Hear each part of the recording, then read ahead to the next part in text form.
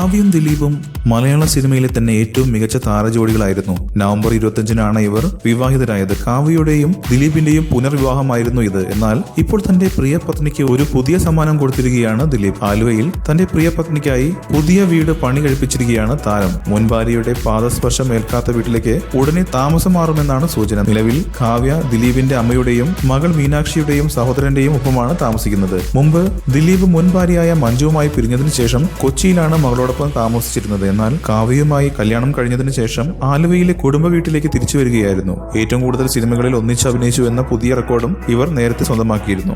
കൂടുതൽ സിനിമാ വാർത്തകൾക്കും വിശേഷങ്ങൾക്കും ഇപ്പോൾ തന്നെ സബ്സ്ക്രൈബ് ചെയ്യൂ മലയാളം ക്രിയേഷൻസ്.